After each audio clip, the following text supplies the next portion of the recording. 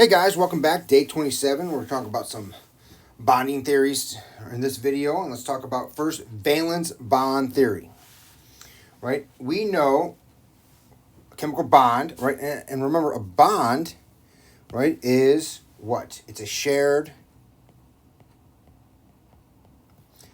pair of electrons, right? That's what a bond is. It's the overlap between two half-filled atomic orbitals. So bonds form between the atoms when, right, the valence orbitals, right, because we're in the main groups. The valence orbitals of the atoms overlap and the electrons pair up. The greater the overlap, the lower the energy, stronger the bond, right? And so valence bond theory, that's VBT, treats electrons as residing in quantum mechanical atomic orbitals. So we're taking the atoms orbitals that are calculated and we're putting them together. So for example, hydrogen fluoride, that's HF. Hydrogen has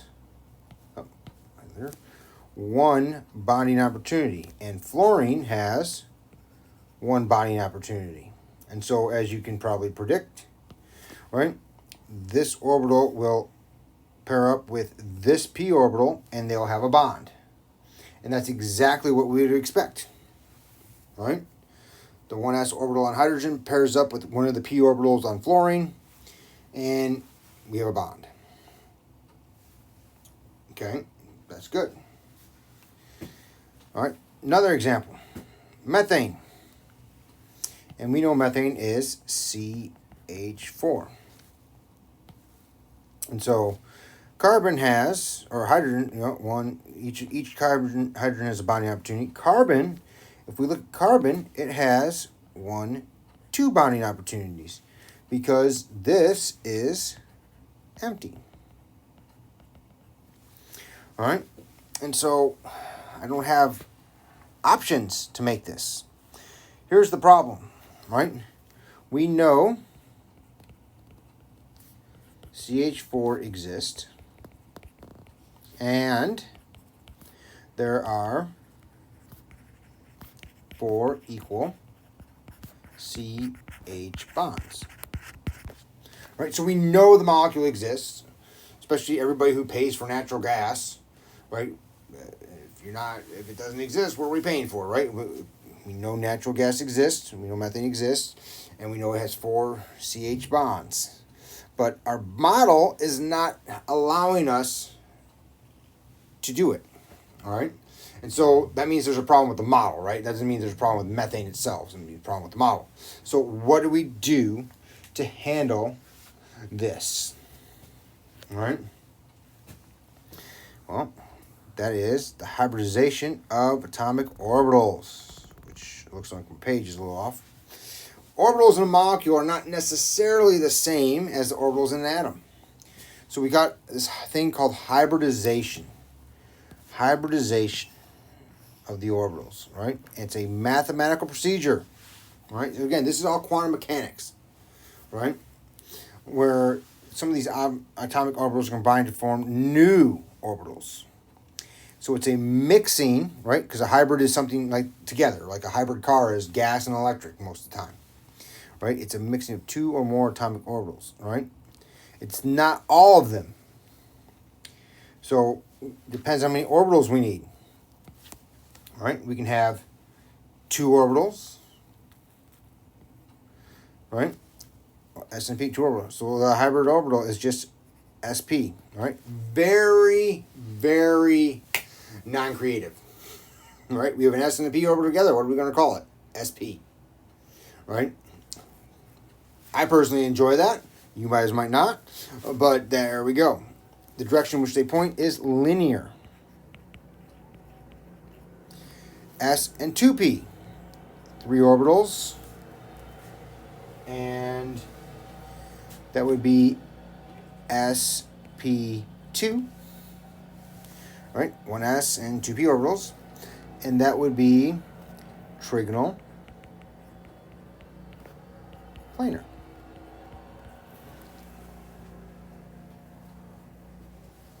Then we have s and 3p's, 4 orbitals, sp3. That's tetrahedral. hopefully you're starting to recognize these. Right now, to be honest with you, this probably ends here. All right. But we have we have 5 orbitals and 6 orbitals here. So you get sp3d and sp3d2, and they are trigonal bipyramidal and octahedral. All right, so if we look at this chart, all right, BF3, so this chart, these examples, anytime we have 2 pairs, we are sp hybridized, and that's the whole row. 3 pairs sp2, sp3, sp3d, and sp3d2. All right, so let's look at this. Now, you may know the arrangement now. You probably don't. You might have to draw it out. My recommendation is to draw out. So 3 electrons plus 3 times 7 electrons. So that's 24 electrons. B is in the middle because fluorine is definitely not. And we got 2, 4, 6, and then you got your fluorines get 8. And you guys probably are already ahead of me saying this is 24 electrons. And so the electron pair arrangement, the electron pair geometry, right? And so this electron pair geometry or electron pair arrangement, depending on the book, right, will give you the hybridization. And since this is trigonal planar, the hybridization of boron is sp2. And that's all it is. So it's just the hybridization of the orbitals. How they combine mathematically to give us these shapes. Kind of neat. PF5, phosphorus pentafluoride. And so our electrons, 5 for phosphorus, plus 5 times 7. Right, so that looks like that's 40 electrons. In the middle is phosphorus, so we have B, F, F, F, F. All right, and you probably already are on that 8 times 5 is 40. And so it looks like this. Phosphorus can violate the octet rule because it's in the 3rd period and below. It can have more than 8. And electron pair geometry is 5 pairs, trigonal bipyramidal.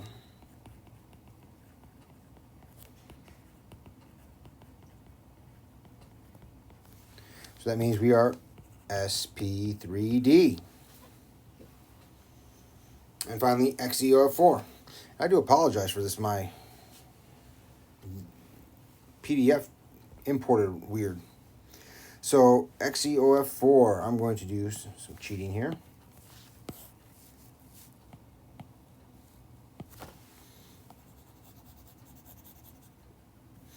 All right.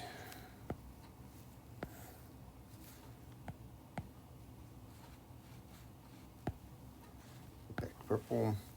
8 electrons plus 6 electrons plus 4 times 7 electrons. That's 42 electrons, I believe. All right, and so we have XeOF, F, F, F. And we got 2, 4, 6, 8, 10, 12, 14, 16, 18, 20, 22, 24, 26, 28, 30, 32, 34, 36, 38, 40, 42.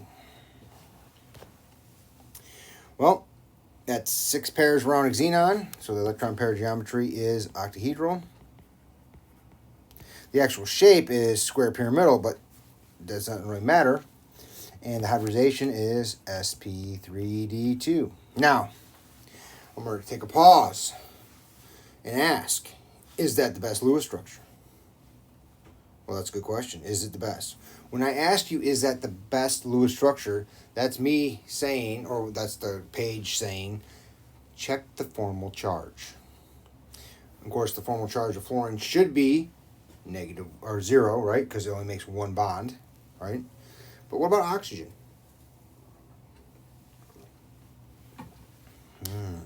Oxygen looks like has 1, 2, 3, 4, 5, 6, 7. And it brought in 6. It's formally negative 1. Xenon has 1, 2, 3, 4, 5, 6, 7. It has 7, brought in 8. It's positive 1. If I minimize the formal charge by doing that, does anything change? Is it still octahedral electron pair geometry? Yes. That means it's still sp3d2 hybridized. And we're going to learn in the next video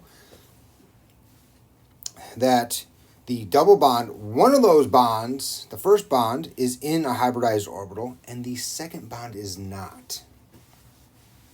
So if you minimize formal charge, it should not change your answers. All right, we got a couple more examples. Let's dive in. Hydronium. All right, electrons. I have 8, not 8, right? I have 8 overall. Sorry, we have 3 times 1 plus 6 minus 1. And so for hydronium,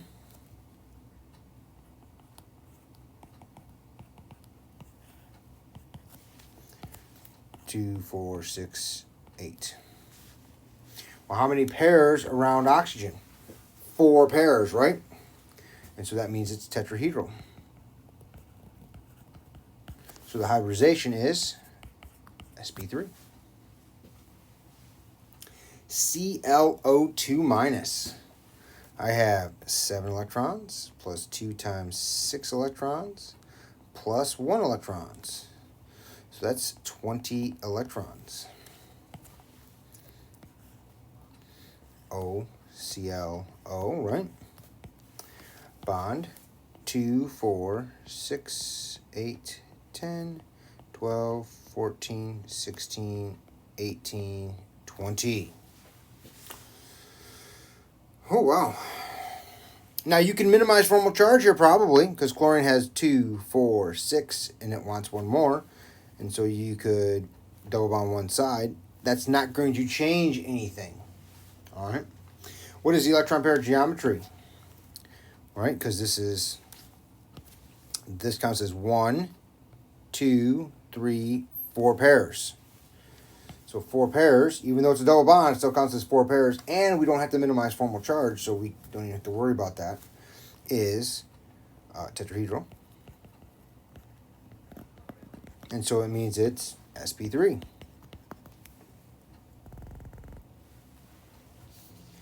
And then we have carbon dioxide. All right, we have 4 electrons plus 2 times 6, 16 electrons.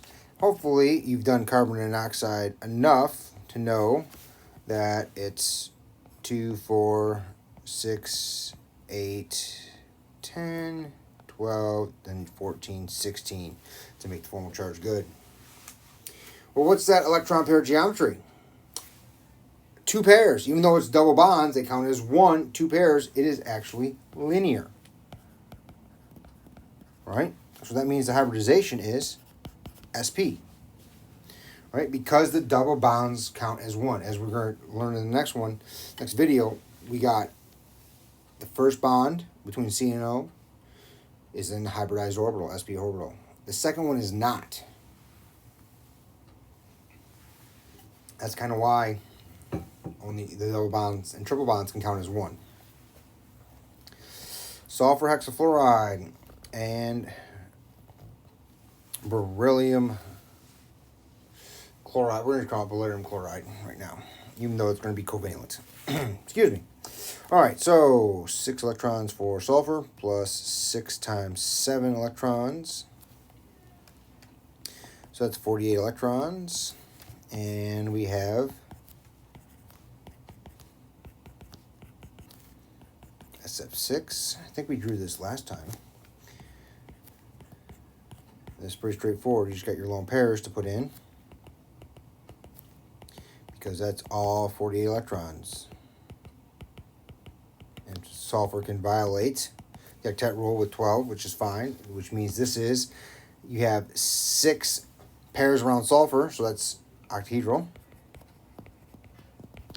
which means that this is sp3d2. And last but not least for this one, we have beryllium has 2 plus 2 times 7, which is 16 electrons.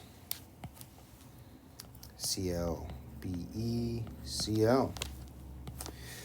2, 4, 6, 8, 10, 12, 14, 16.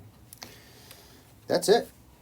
Well, Be only has 2. Beryllium has 2 4 bonds, right? Or 2 4 electrons, 2 bonds. That's okay because beryllium is before carbon. It can violate the octet rule. That means the electron pair geometry is, if I can spell, linear, and our hybridization is sp. All right, so that is hybridization. Okay, it just depends on the electron pair geometry, and it's how the orbitals combine. So in the next video, we're going to talk about orbitals in the molecules and a little bit of MO theory, molecular orbital theory. All right, hope that makes sense. All right, reach out if you have any questions. We'll see you next time, guys. Goodbye.